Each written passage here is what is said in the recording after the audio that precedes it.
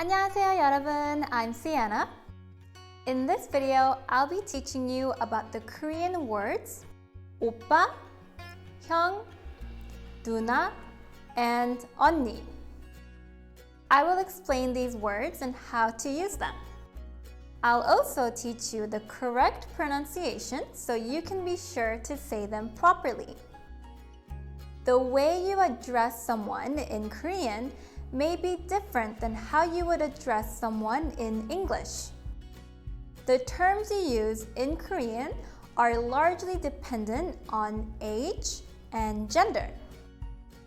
Showing respect for someone who is older or with a higher status than you is considered an important virtue in Korean culture. It is one of the key concepts to learn to help you understand both the language and the culture.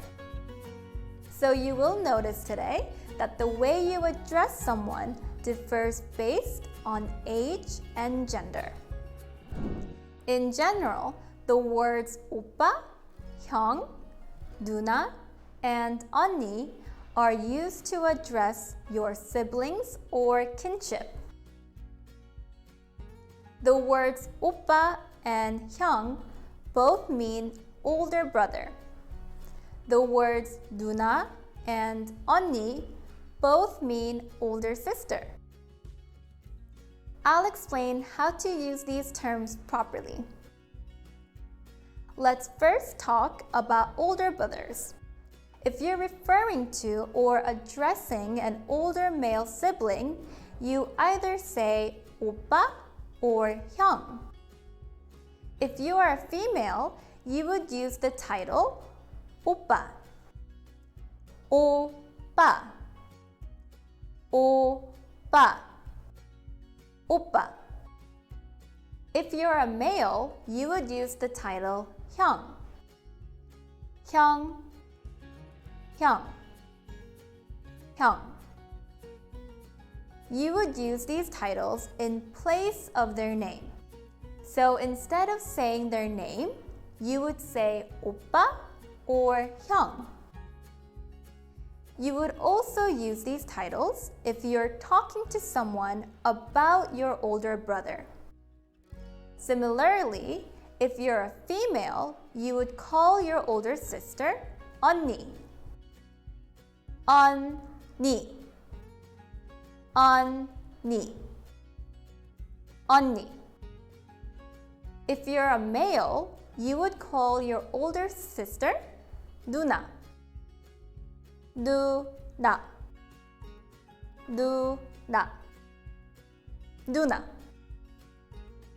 You would use Eonnie or Nuna to address an older sister or talk about an older sister to someone else. One special thing about these terms is that you are not limited to using them for family members. Meaning, you can also use these terms to address a friend or someone with whom you are close.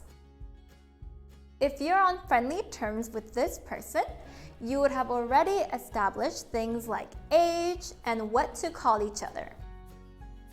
Before I continue, I wanted to let you know that we have a resource to help you practice what you are learning in this lesson. The resource is a downloadable PDF and explains Oppa, Hyung, Nuna, and Eonnie. I'll leave a link to that down below. If you're enjoying this lesson, be sure to smash the like button.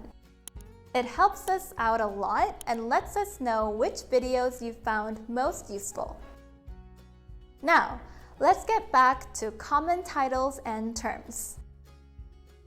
When you're referring to someone younger than you, the term to use is 동생, 동생, 동생, 동생.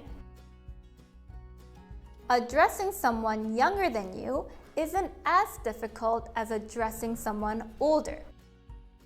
Gender doesn't matter in this context.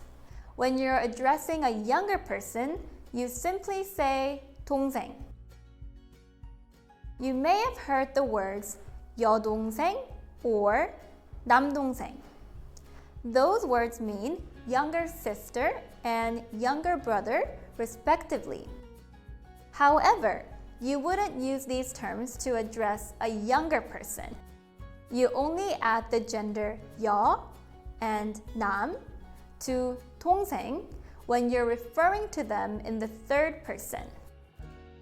For example, you might use 여동생 or 남동생 when you're talking about a younger brother or sister to someone else. You wouldn't address someone younger as 여동생 or 남동생. Oftentimes, you will notice that people place the other person's first name before adding the terms. The format is first name plus title. For example, you might hear someone being called 보라 누나 or 정훈 오빠. This is simply a way of expressing your respect and closeness for 보라 or 정훈 by adding the terms 누나 and 오빠. Here's an example situation you can use 오빠. Let's say you see 정훈, who is older than you.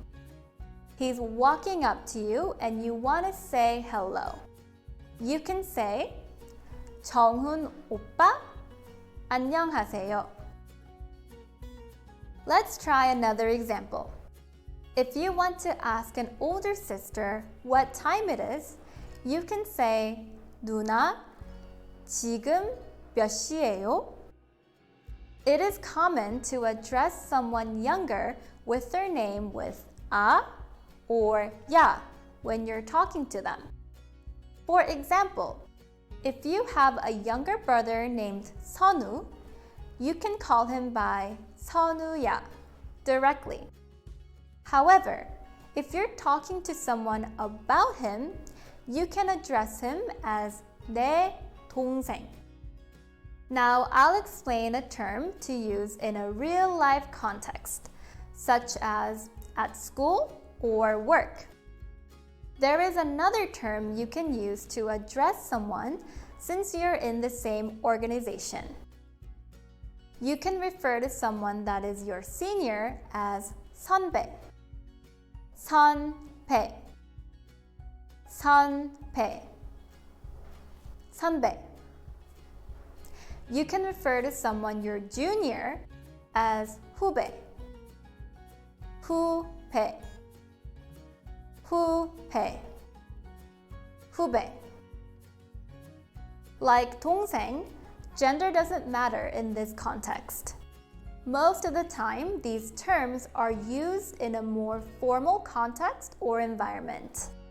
Therefore, it is good practice to add 님 when addressing a senior. The 님 suffix is a sign of respect. If you're addressing a senior at work or school that you are not yet acquainted with or close to, you can call them 선배님. 선배님. 선배님. 선배님. For people that you are more close to and the setting is a more informal one, you can drop the 님 and call them 선배. But remember, title and position take precedence over all these terms we discussed. If you're addressing your manager, you use his or her title. That is the most respectable way to address them. Let's go over another situation where titles are commonly used. Imagine that you are at a restaurant. In that situation, you might hear a customer addressing the waitress as 언니. It's possible that the waitress is younger than the customer. This may seem incorrect, but it is actually a way to show kindness and familiarity. It's kind of like saying sister to get her attention. It's also possible to use 오빠, hyung, and Nuna to the staff at a restaurant or shop, but it's not as common as Eonnie.